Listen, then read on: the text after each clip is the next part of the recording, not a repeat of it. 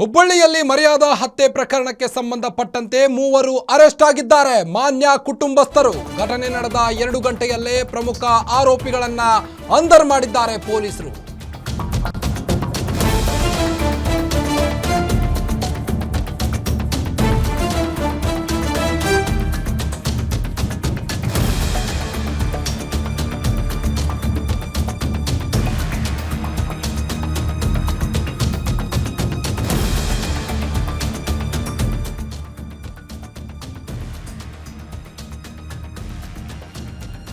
ಹುಬ್ಬಳ್ಳಿಯ ಮರ್ಯಾದಾ ಹತ್ಯೆ ಪ್ರಕರಣಕ್ಕೆ ಸಂಬಂಧಪಟ್ಟಂತೆ ಮೂವರನ್ನ ಅರೆಸ್ಟ್ ಮಾಡಲಾಗಿದೆ.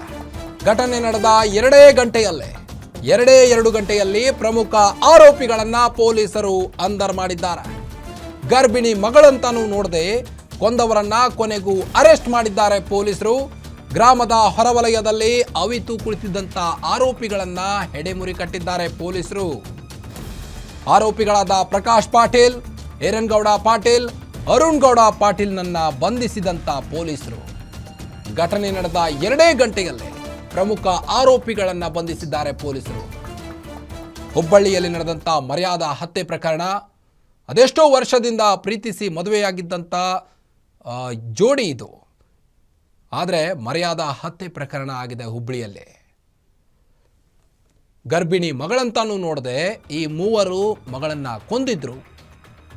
ಈ ಒಂದು ಹತ್ಯೆಗೆ ಸಂಬಂಧಪಟ್ಟಂತೆ ಈಗ 3 ಆರೋಪಿಗಳನ್ನು ಪೊಲೀಸರು ಅರೆಸ್ಟ್ ಮಾಡಿದ್ದಾರೆ. ಈರನಗೌಡ ಪಾಟೀಲ್, ಅರುಣ್ ಗೌಡ ಪಾಟೀಲ್ನನ್ನ ಪೊಲೀಸರು ಬಂಧಿಸಿದ್ದಾರೆ.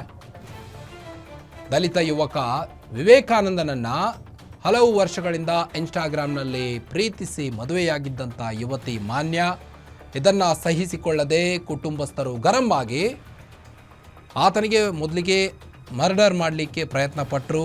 ಆದರೆ ಅದಾಗಲಿಲ್ಲ. ವಿವೇಕಾನಂದ ತಪ್ಪಿಸಿಕೊಂಡಿದ್ದರು. ಅದಾದ ಬಳಿಕ ಯುವತಿಯನ್ನು ಆ ಮಾನ್ಯ ಹೆತ್ತ ಮಗಳಂತಾನೂ ನೋಡದೆ ಆಕೆಯ ದೊಡ್ಡಪ್ಪ ಹತ್ಯೆ ಮಾಡಿರುವಂಥ ಶಂಕೆ ವ್ಯಕ್ತವಾಗಿತ್ತು. ಆದ್ರೀಗ ಪೊಲೀಸರು ಆ ಮೂವರನ್ನು ಅರೆಸ್ಟ್ ಮಾಡಿದ್ದಾರೆ. ಈರನಗೌಡ ಪಾಟೀಲ್ ಆಗಿರ್ಬೋದು, ಅರುಣ್ ಗೌಡ ಪಾಟೀಲ್ನನ್ನ ಪೊಲೀಸರು ಹೆಡೆಮುರಿ ಕಟ್ಟಿದ್ದಾರೆ. ಅವಿತು ಕುಳಿತಿದ್ರಂತೆ.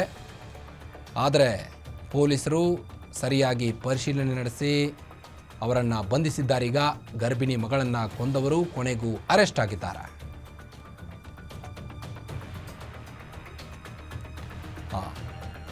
ಇನ್ನು ದೃಶ್ಯದಲ್ಲಿ ಮಾನ್ಯ ಎಂಬ ಯುವತಿಯನ್ನ ಕೊಲೆ ಮಾಡಿರುವಂತಹ ಕುಟುಂಬಸ್ಥರ ಒಂದು ಫೋಟೋಗಳನ್ನು ನೀವು ಗಮನಿಸಬಹುದು. ಆರೋಪಿ ಪ್ರಕಾಶ್ ಮತ್ತು ಆರೋಪಿ ಈರನಗೌಡ ಇವರಿಬ್ಬರನ್ನು ಪೊಲೀಸರು ಈಗಾಗಲೇ ಹೆಡೆಮುರಿ ಕಟ್ಟಿದ್ದಾರೆ.